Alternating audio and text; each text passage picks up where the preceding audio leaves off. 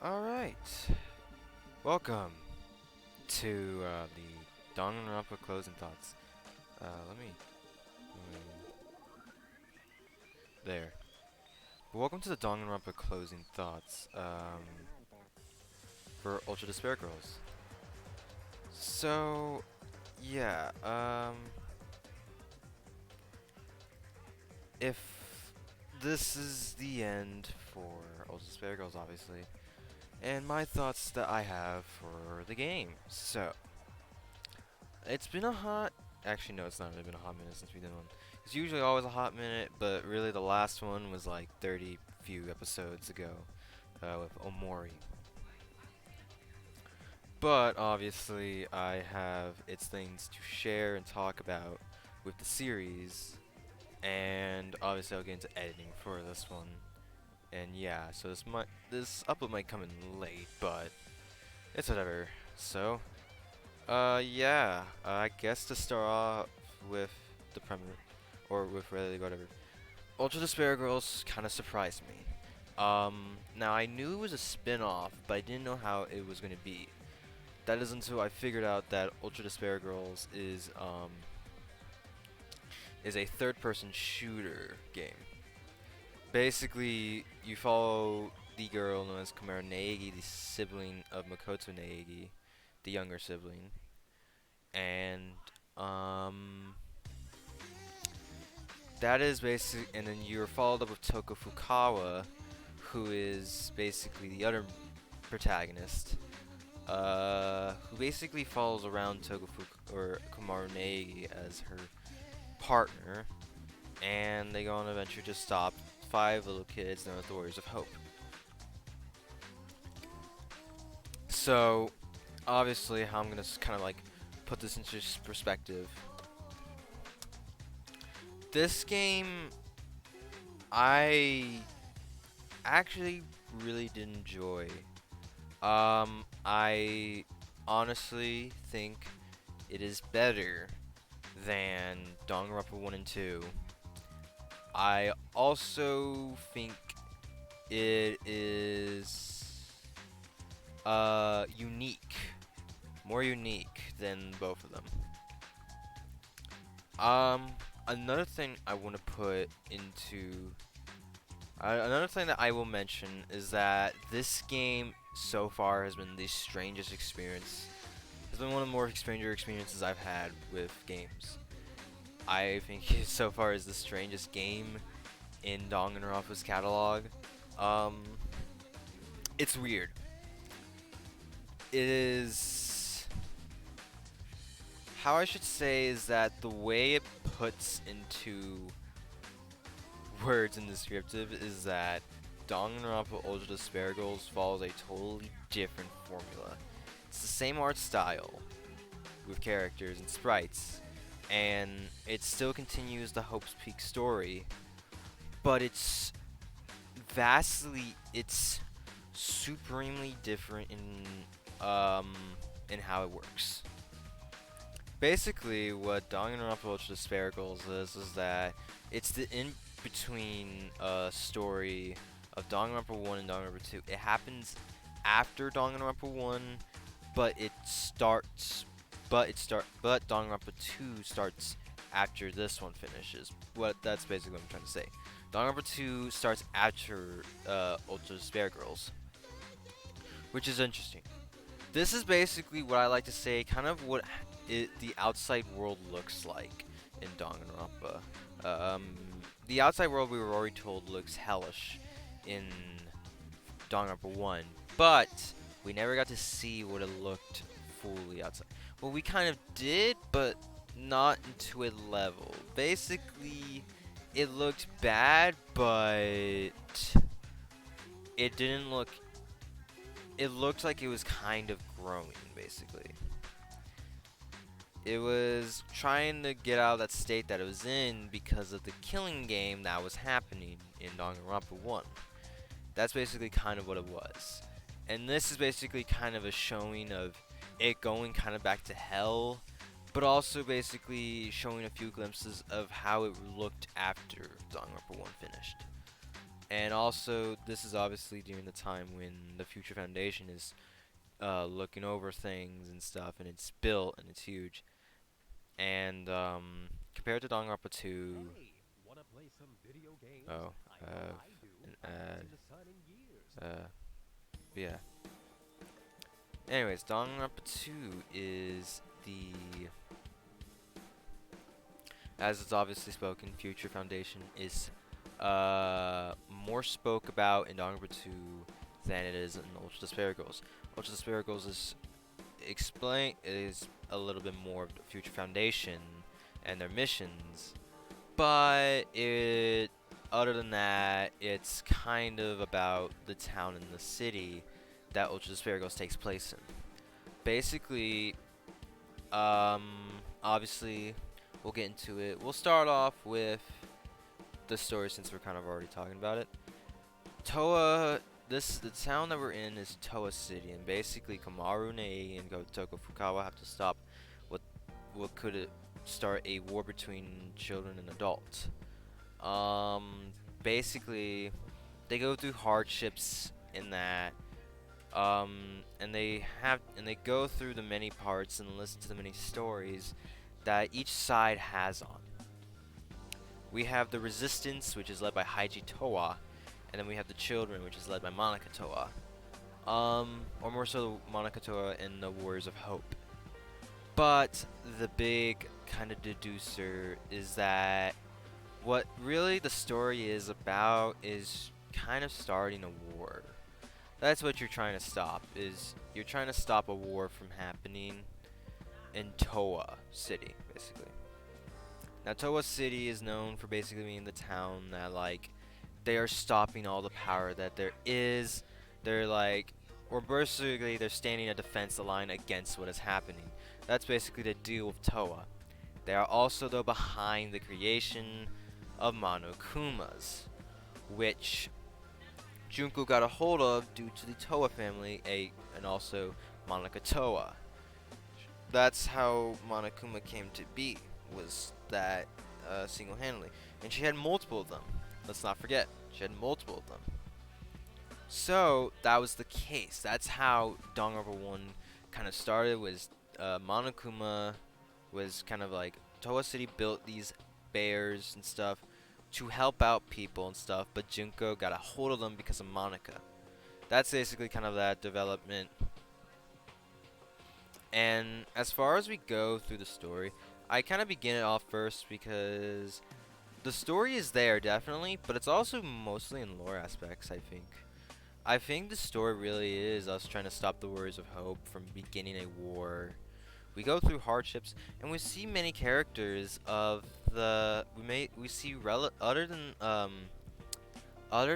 Komaru Neigi, we see other relatives of the first game's characters that were in, and obviously I did not read through it fully just yet. I only read through chapter 1, but the Hagakure novel, I think, explains of those characters to be, because we already had one of them who kind of explained kind of their story within Leon Kuwata, and that was kind of the deal within that, because all those hit lists that we get into papers is basically kind of the deal.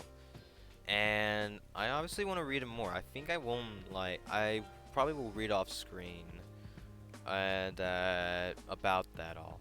The Hagakure novel is pretty interesting so far. It's pretty interesting. And it's probably longer than the Mukuro Ikusaba one that was taking place. It's probably longer than that one. So yeah.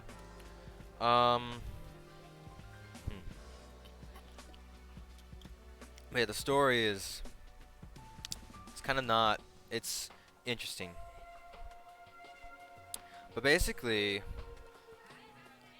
aside from the story, we then have the gameplay. So, the gameplay is interesting. You take a hold of the aim mechanic, you take a hold of the third person shooter stuff, like, obviously, and you can either and you can take hold of of either automatic or manual. Now, I did not play on automatic once. I played on manual. I played on manual, and that's what I did. Um, and basically, it's actually not too bad. The camera angle could be a little weird at times, but it's not too bad. Um, Overall, getting to use like the new kind of things that you get within the perks and all that stuff, it's not bad. It's not too bad actually. I like the system quite a bit. I thought it was entertaining that you could go through this whole city and through this atmosphere and these little things, and that like it was a fun experience. I enjoyed it. The gameplay isn't always the best usually, but it is acceptable. It's fun through times, and it's interesting learning cool little things and stuff, and the collectibles that you can pick up and all that stuff, and the puzzles that come along within this game as well. It's truly fun. I like it. I think the gameplay is fine in this game. I wouldn't say it's better than some like No More Heroes, but it's good. It's good. Um,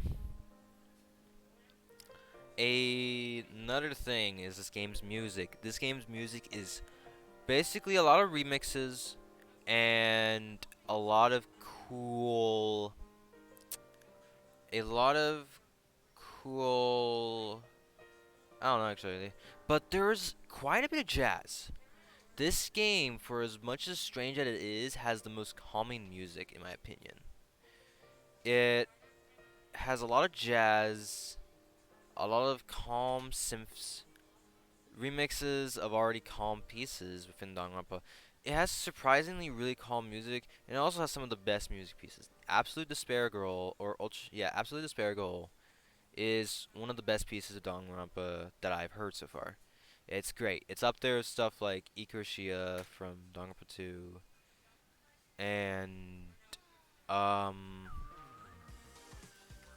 I guess another piece would be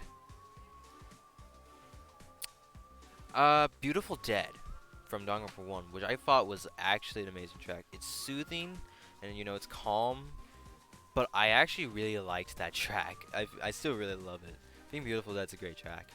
And is probably my favorite one. I know Beautiful Ruin's also great as well, but Beautiful Dead is just, it's really soothing. I like it a lot. And then, we have, yeah, aside from Absolute Despair Gold, we have many other jazz pieces. The one that follows, The Servant, is a great one. And then,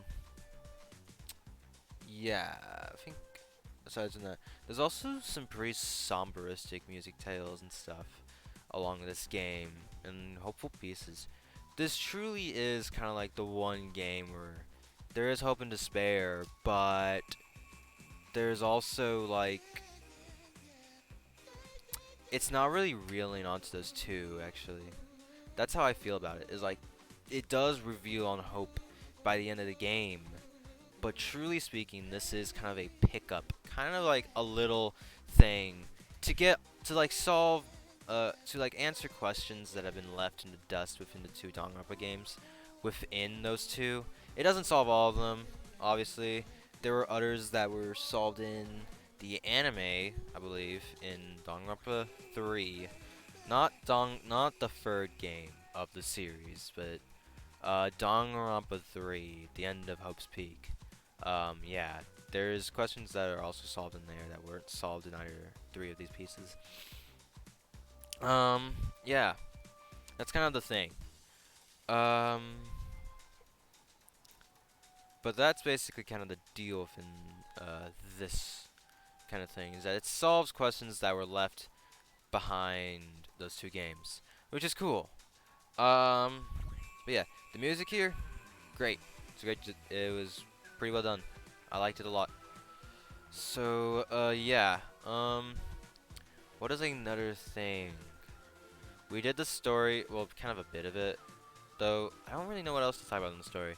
I guess the story also relies on the characters, really, because Yet again, with what Danganronpa does well is the characters. Um, that's their best kind of thing. Is the characters have so much story within them that it truly kind of leads into that optimism. I guess I'll also explain a bit more of the story as we go.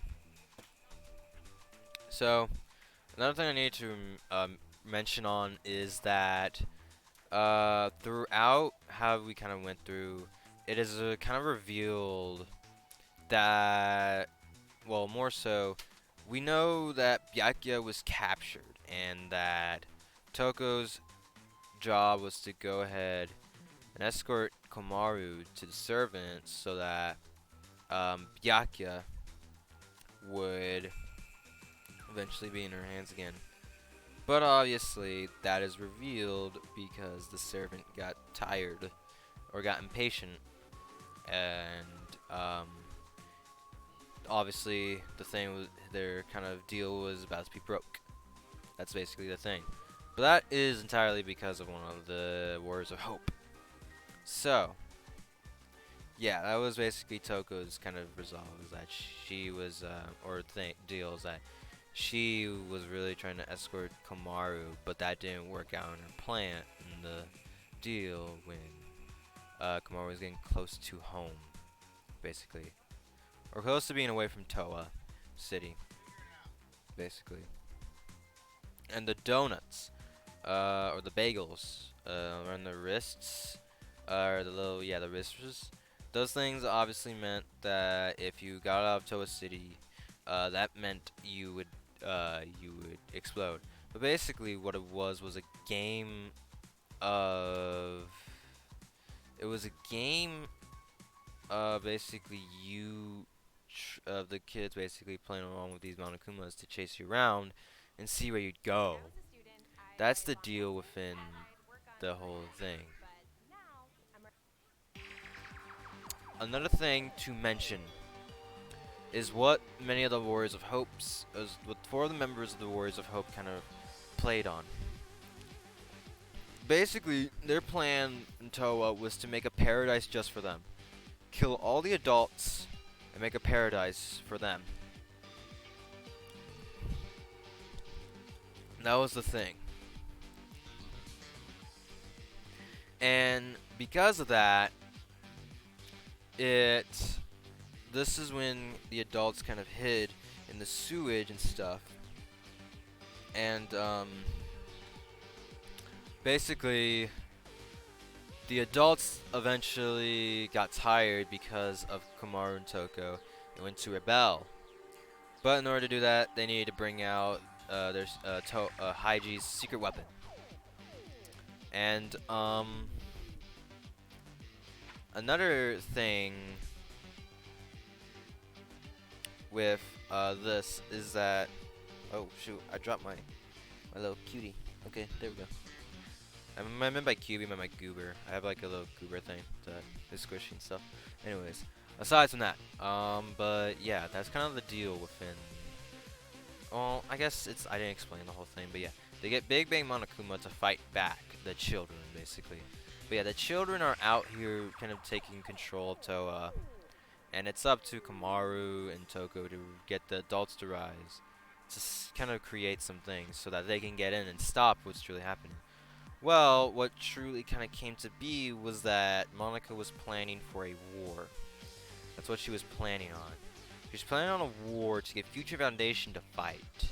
And obviously, if a war had brung out, then honestly, I don't think Danganronpa 2 would have happened if that was the case. If that basically brought in Danganronpa, if this war happened, I think Danganronpa 2 wouldn't have happened because they would all be out there constantly rebelling in. And because they already had to rescue Byakuya in that kind of thing, it would have brought chaos. So yeah. Basically, Kumaru basically helps bring Danganronpa 2 because she averts the distraction away from Future Foundation, so that Future Foundation, or more so, Makoto Neigi, can go ahead and get the remnants of despair that he wanted to bring through, and get them back into feeling hopeful. So, and that brings Danganronpa 2 to the table, because Kumaru and Toko help and save kind of Toa and stop a war from coming out. Um, they help uh, they help Makoto Neige in the process of starting Danganronpa 2, and obviously there comes Hajime Hinata, or more so Izuru Kamakura. Hajime Hinata and Izuru Kamakura then take the story on from that point on. Yeah, like it's basically their turn. That's kind of the deal within that. Like Danganronpa 1 is Makoto's turn, then it goes to Kumaru and Toko's, and it goes on to Hajime's turn.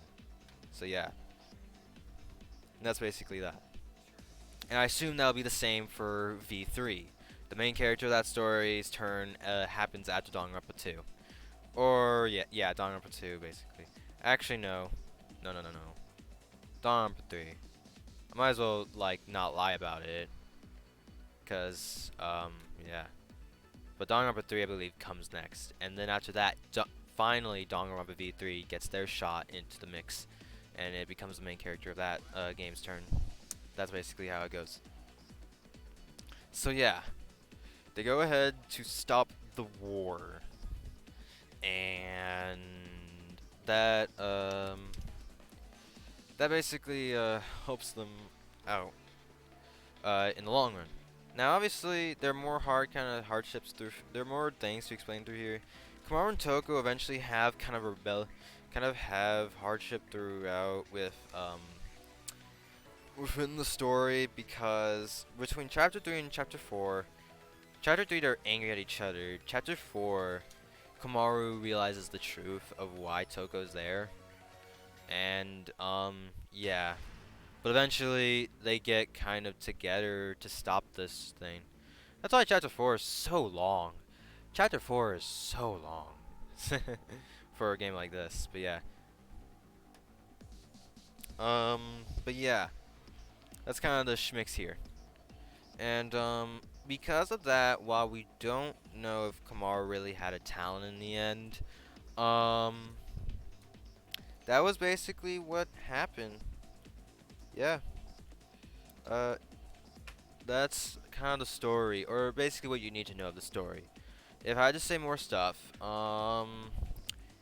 the cutscenes in the end, the servant or Nagito Komeda's introduction or a study in the stuff, he plays a major role in here too. Well, I would say bigger than Byakuya Makoto's role in here. He plays a big role in here because he wants to see hope shine so bright.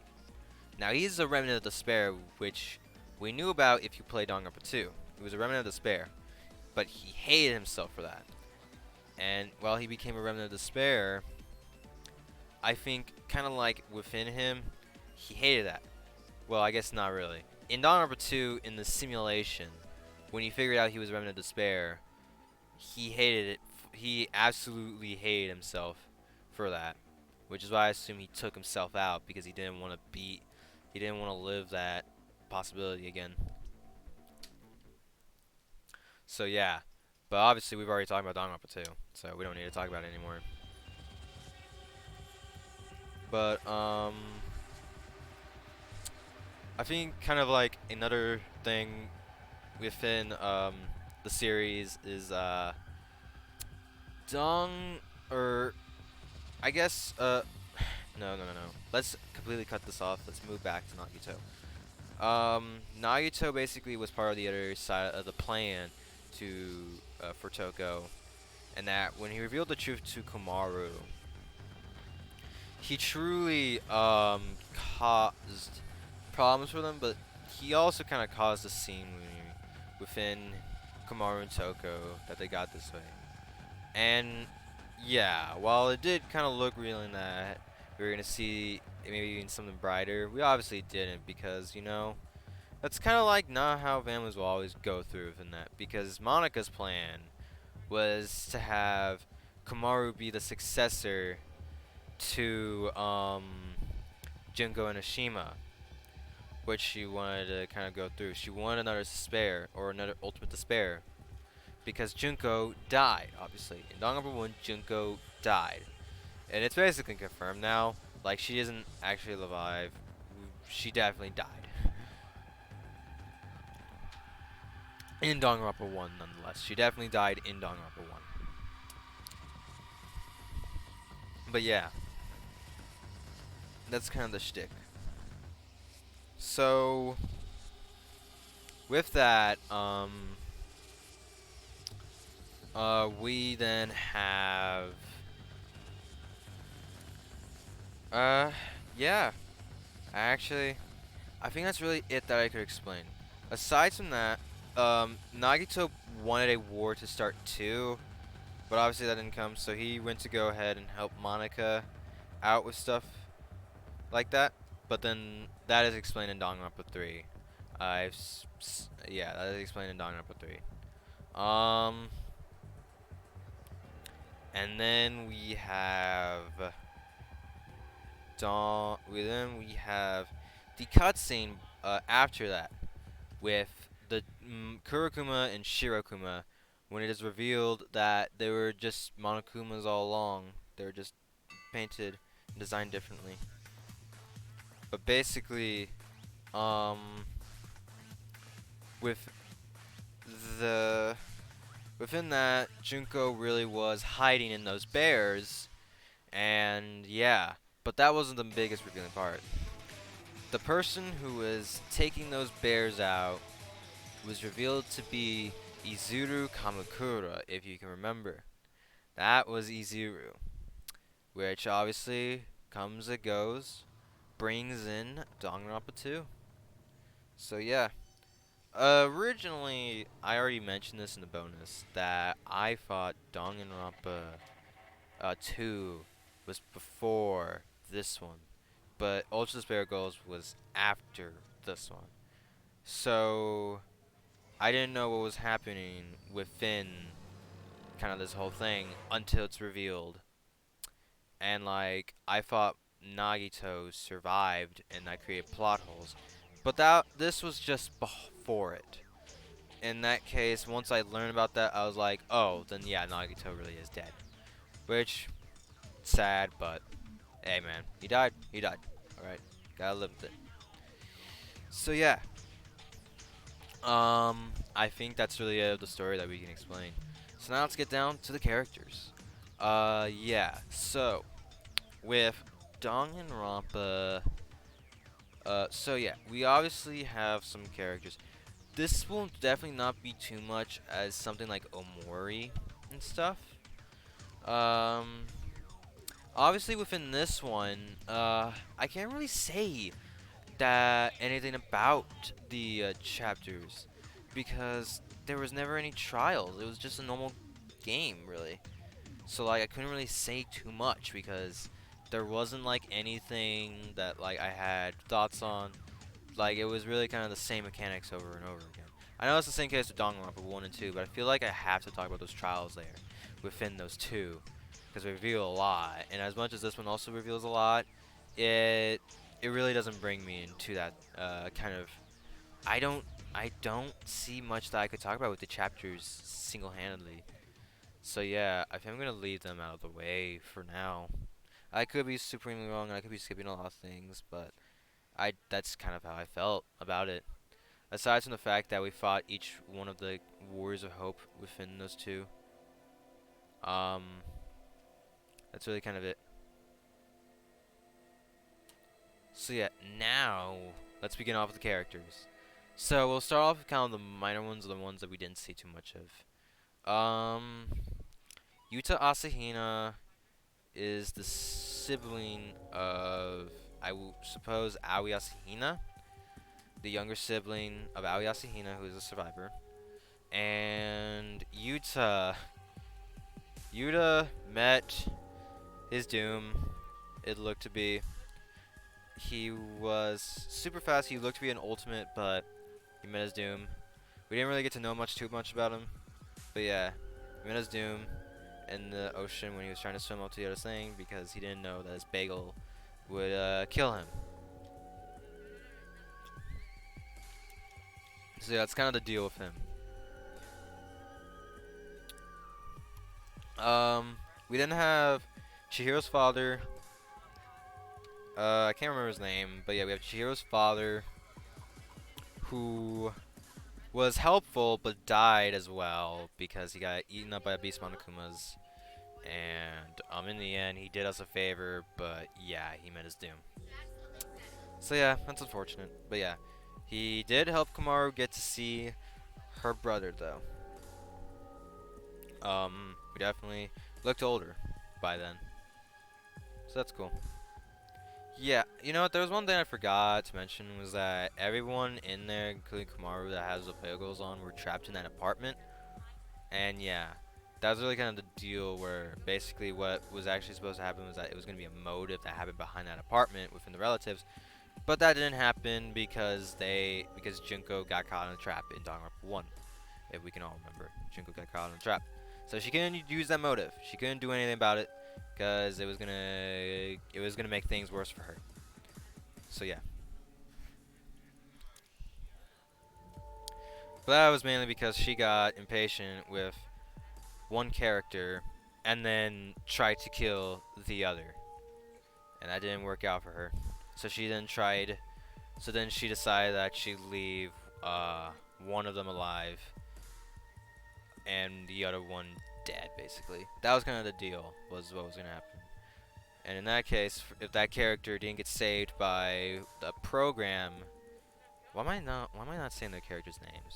I don't know why. Probably because like if someone clicked on this on accident, then yeah. But anyways, but yeah, if a program didn't come save one of them on their thing, then either way, one of them could have died in that process. But it could have been both of them had she actually gotten away with killing the other. So yeah, she tried to get a 2-in-1 deal within two of the biggest problems in her plan. So yeah, and she still nearly won. But yeah, uh, one of those characters, as we know of, put a full stop. Uh, yeah. So yeah, that's kind of the whole apartment deal. I shouldn't make this all scrambled, but I'm just kind of causing problems for myself and remembering things by the dot, and not getting just going into this. So yeah, we have that. Then next we have but we have Dong. No, we have other characters too. So yeah, that Chihiro's father died, Yuta's father died. Um, for a character that didn't, we'll go in with characters I think saw more kind of appeal. We have Masiro, Daimon, and Jatarokamuri. So with those two, um, Masaru Daimon was the first character basically who got abused by his father, and he tried to act like the hero for his group, and we stopped him. And the reason why I say he's kind of more of a minor character is because we don't see much of him. That's kind of the deal of him. We don't see too much of him, and yeah, that's really it that I can say about Masaru. He was abused by his father for doing things wrong and stuff, and yeah, he just didn't see much action really because he was the first chapter kind of character. And then we have Jotaro, who he was kind of hidden when he went to school. His face was hidden and everything. I think it had something to do with jealousy and stuff because and what turned out to be is that he was supposed to be a pretty boy. He was actually no, he was a pretty boy. I assume the jealousy got to his parents and stuff, and they hid a mask over him. Or something else was wrong, but I could be wrong, but that's kind of how I felt about Jotaro. He was a little ultimate art. Oh yeah, Masiro was a little ultimate PE. But yeah, he's a little ultimate art. He fought. Everyone really kind of hated him and stuff, but that's what he liked most about it. But in the end, he was a pretty boy, and he looked to be also doomed to damnation. Then afterwards, that's kind of those characters. Um, we have who do we have next? I think kind of plays a bigger part, or kind of some.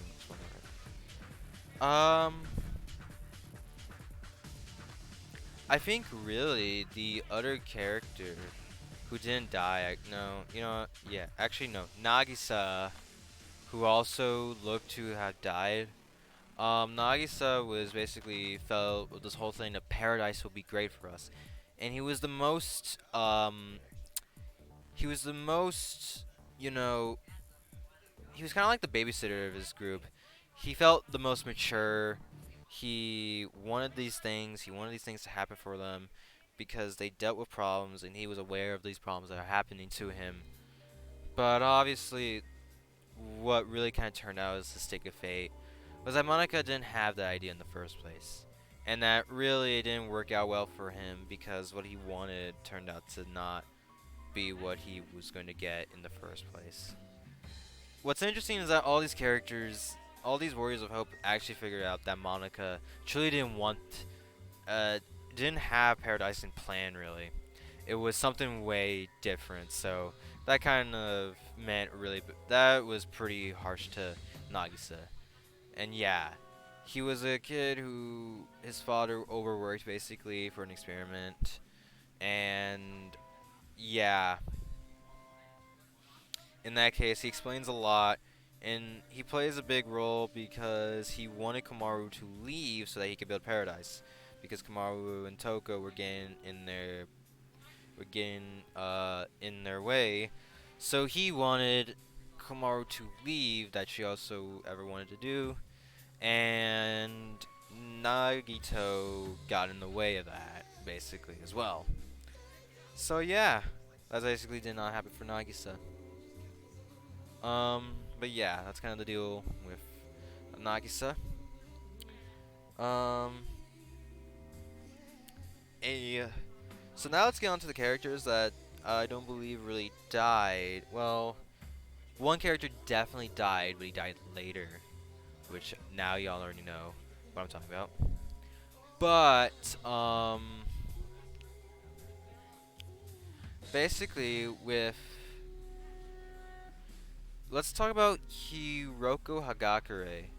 Hiroko Hagakure is basically the mother of Yasuhiro, and what she does is that she's basically kind of she's obviously the adultish woman in the resistance. She's a smooth swagger, but she also says that people should go outside to kind of get people out, to help more people, you know, get people kind of safe and stuff. Obviously she's in the group that was led by Shirokuma and Haiji Toa, which we'll get to Haiji later because he is a bigger role. No offense, Hiroko, but yeah, he is a bigger role. But yeah, basically Hiroko's job was that you would hand over the hit lists to her that you found, and she would kind of take care of all of them, you know, see what they had. So she played a part in that. Basically, with those two, basically with her, um, she would explain all. You would like grab hit lists. Within the hit list, they would be relatives of every Danganronpa character. That's basically the stick with them. They were, or they at least knew a Danganronpa character. In this case, we have characters like Yuta Asahina, which I didn't turn in because Yuta died, so I was like, you know, I don't think that'd be cool to play off. Kumaru's own deal. Kumaru had her own hit list. And there's other characters like Yamada, which from Yamada, fat guy, or fat man, yeah, fat guy. um, then we had Taka's father, believe, yeah, Taka's father, and we had uh, what I would soon be Kyoko's grandpa. We also had him pop up as well. And look, I don't like kind of like saying this because like already one of the videos really that one of my most popular videos was basically because of this whole thing was this one combination. But basically, I was annoyed that I thought about it in the first place. But the fact that there is a jab hidden in Toa Factory within those two hit lists of Kumaru Neigi and Fujito Kirigiri, that jab, I don't want to say it's a jab, but I feel like it was intentional. That they left those two hit lists in the same area between two characters we know of. And I'm pretty sure we all know of those two characters. So yeah. That's basically kind of the thing within those two. But yeah. So yeah, Hiroko Hagakure the hit lists, and obviously is the mother to Yasuhiro Hagakure, who has his own novel. So yeah, I will definitely read up on that soon. Actually, I think when I get this sent out, I will actually go back to read that. Yeah. So yeah. Then we have Baku Togami, who, he obviously played a part, but he didn't play a really major part. It was just that it was kind of a rescue mission for Byakuya in the end, and his things, and also those fantasy scenes in Toko's head, which just really kind of blew me, which really kind of just severely disappointed me. Let's say we didn't have Makoto's role and the reunion between him and Kumaru, between kind of online screens and stuff. But he kind of explains the story to Kumaru of what happened within him, and what happened to him and the rest of the survivors. Basically, that was kind of the whole deal. And yeah, that's what he played a part in, and that's when Kumaru learns that Toko was part of that survivor killer game, or was part of that killing game. Yeah. So, with that out of the way, we then have... Yeah, that's really kind of it for those two. So then we're going to get onto the bigger parts. We have Kotoko, Haiji, Monica, Nagito Komeda, Kumaru, and Toko Fukawa.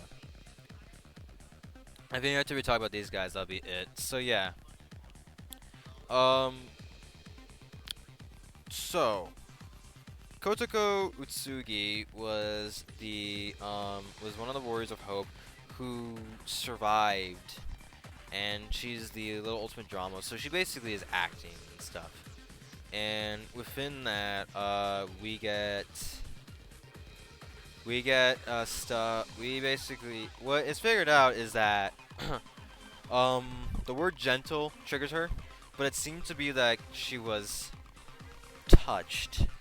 I can't say that one word. Touched, which which basically her backstory. So she became some sort of pervert in the start of this. She became a pervert basically. That was kind of the deal within her. And that was her shtick. But because of that, we got stuff like that stupid ass motivation machine scene, which is why I think, oh my god, which is why they fan service Kumaru too much, which annoys me a lot. Oh my god, I'm annoyed about that entirely. But yeah, so yeah, we get that. We see about that in Kotoko, but she does survive because she plays a role where she tells the group to not break the machine or the controller, because the kids' machine heads would explode supposedly. So because of that, that whole thing is donezo. So now we get on to, yeah, that's Kotoko's kind of deal. She survives though. Then we get Haiji Toa, the leader of the resistance and a member of the Toa family. He's interesting as well because he leads the result towards children, and his family was responsible for building the Monokumas, which helped play a part in Danganronpa 1, which really kind of plays a part in all the Danganronpas, I believe. But yeah, that's kind of the thing within that. So, which then comes into stuff like what is it?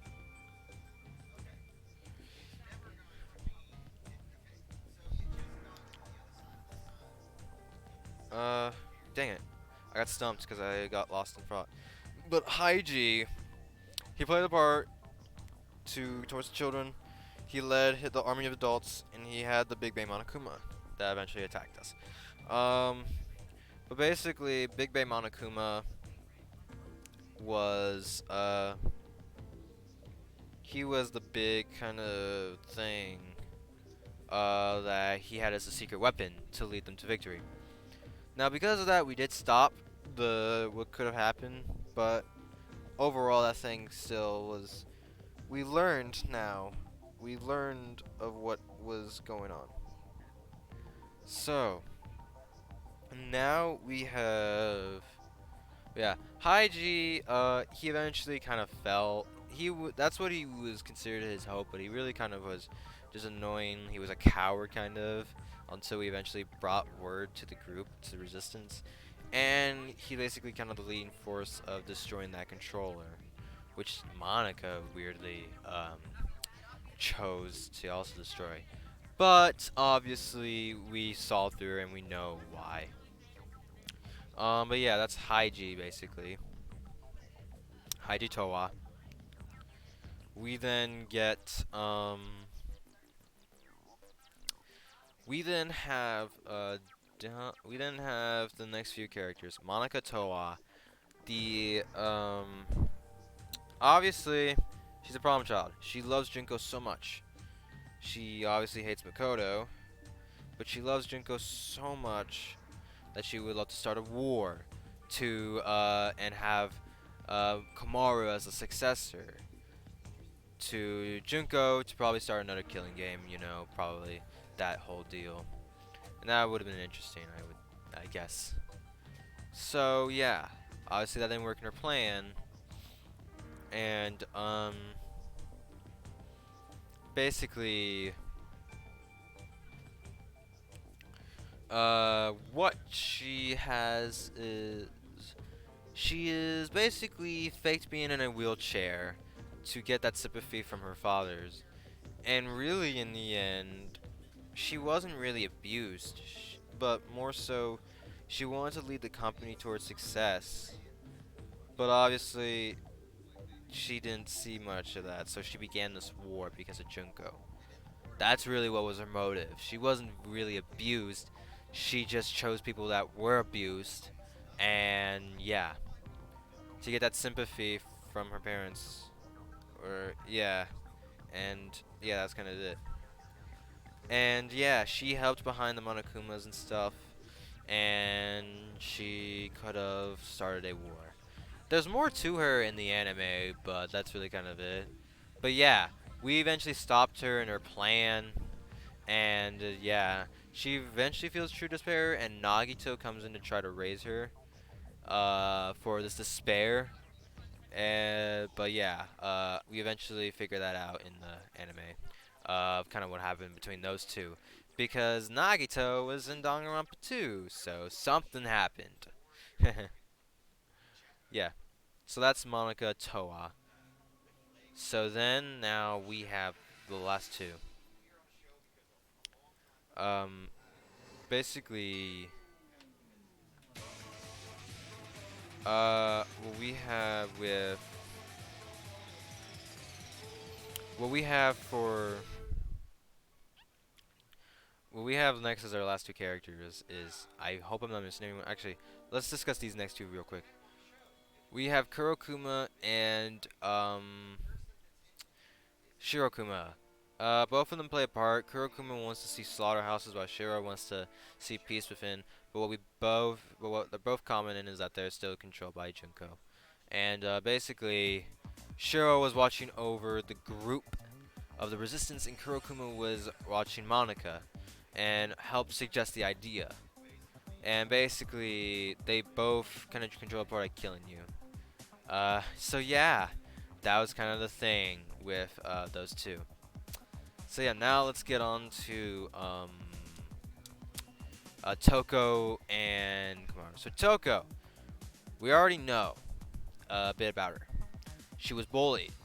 She was a character in Danganronpa 1 who survived, and she has a split personality known as Genocide Jack, or Jill, really, or CO. But basically, her kind of placement in here is a protagonist slash Um, actually not just protagonist, but she played a major part in what we discover as what she truly was there for, which was to help Komaru get, which was to help, or more so escort Komaru to Nagito. But that didn't happen, and what turned out to be was that she was about to escort Komaru to safety. But it also didn't happen because Komaru instead went to take arms to help the people. And Toko really does shine in this game compared to Danganronpa 1. I didn't really have much of a liking to Toko. I thought she was decent, but I didn't really have much of a liking to her. But this game truly did show of what Toko could be. What Toko truly had, kind of. She had a lot of problems in Danganronpa 1.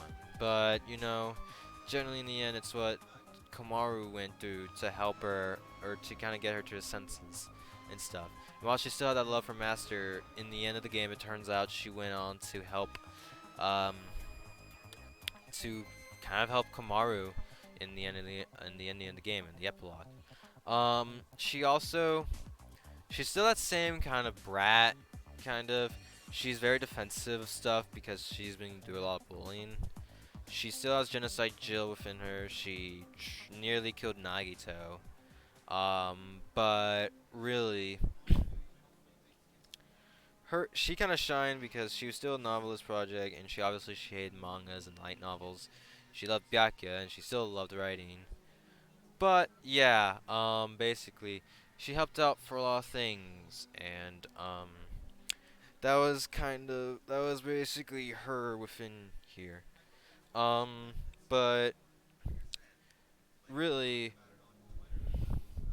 she shined. That was really kind of it I could say about Toko, because I think she's definitely turned into one of my more favorite characters of the series now.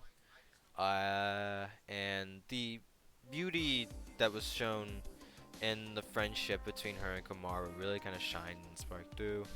And I'm glad Toko really kind of became that girl.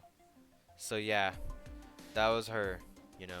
And while she's still called Kumaru an idiot because, son or did I say son? Sibling of an already kind of interesting or oblivious character, who, funny enough, who's turned out to be a lot smarter afterwards. Kyoku taught you well, Makoto.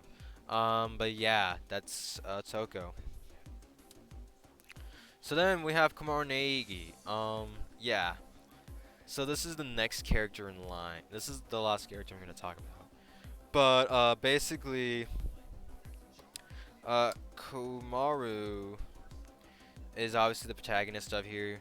She has no talent, what we believe, and we were basically left off that she has no talent. That she is a totally different person than what Neigi is, or Makoto is. She looked for her parents, but that didn't help her out, or they never found them. But another kind of deal is that um, Komaru helped. But yeah, Komaru is the main story character. She was rescued by Byakuya. She she kind of but yeah, god dang it, I'm losing my process here, dude. But she played. God damn it. All right, let's try to start from this again. rescued by Byakuya, stuck in the apartment, has the bagel on her, was captured by the kids, sent to a game, and that she goes through stuff and she finds Toko, who rescues her as well, and she uses that gun to her power to stop stuff.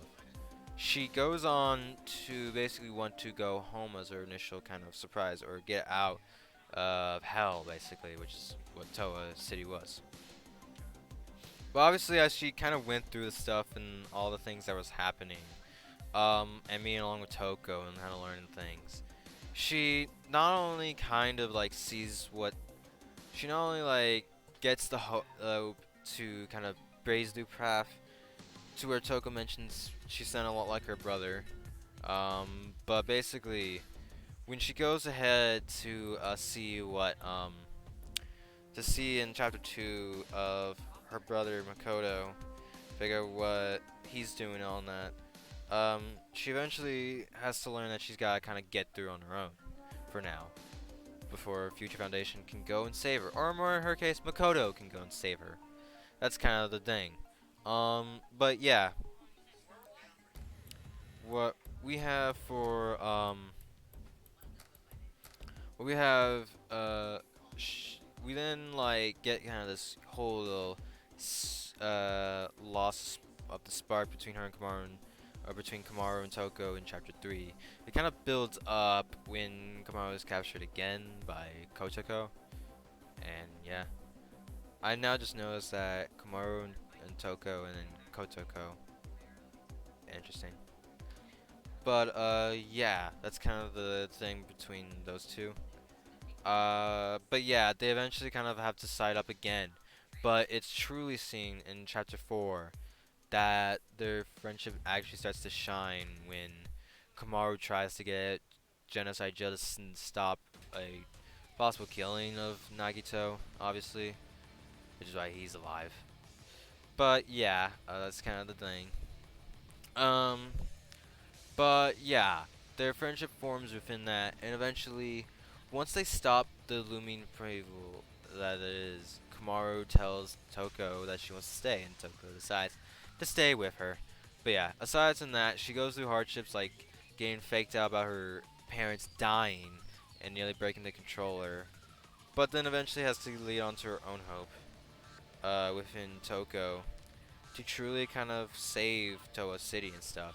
And like because of her like her things and Toko's motivations and stuff, they truly come out to be to be partners to really kind of save this place.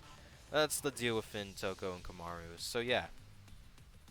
Um that's basically Kumaru's place, and she still doesn't have like a talent, but she doesn't rely on that. She doesn't need it basically. And in the end she's her own person, you know.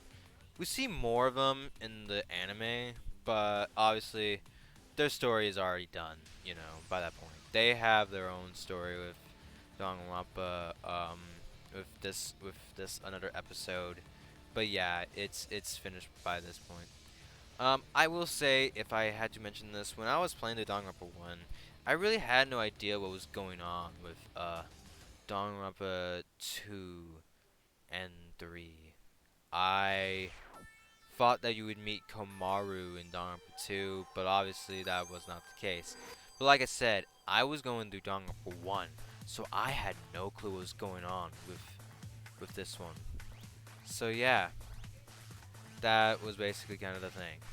Um, but yeah, I was also falsely led on a lot of things. But yeah, and I heard of fat Byakuya, so like I thought things were kind of going to shit when it came to that. Especially when I saw someone like Nagito, which obviously before I played Danganronpa 2, I thought something happened to Makoto, which is why Nagito looked like that. So yeah, that was interesting to me when I was going through this. So yeah, that's the thing. Um, so those are the characters, I think. I hope I didn't leave off a lot of things. I probably did a lot. But yeah, overall, so yeah, this game is weirdly fun. It's it's fun. it has some of the most. It's definitely the strangest in Danganronpa 1. Or no, well, not in Danganronpa. It is the strangest game I think so far in the series. And yeah. Afterwards, it comes the anime, which obviously we can't go on a journey along. So like, I'll say this right now. I watched the anime, but you can probably definitely tell from this video. Maybe from other parts in Danganronpa another episode, but or the rest of this playthrough. But yeah, I watched through it because I need to know more and stuff. So yeah, um, the next video will be Danganronpa related. Um, and yeah, aside from that, within that we had Danganronpa 3 to talk about on its own episode because it deserves its own thing. And then we have other things to do, and we have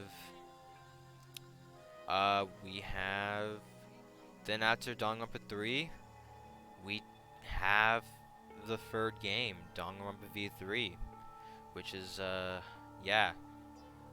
Um yeah, I still don't know what happens in Danganronpa V3. But that's probably the best thing to know.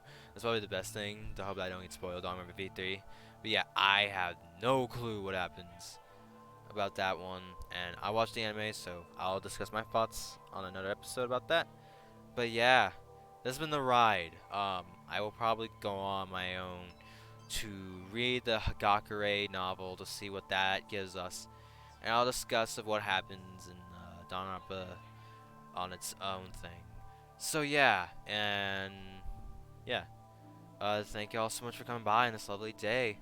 This was a fun game. I like it more than Danganronpa 1 and 2. Um, so yeah, peace peeps.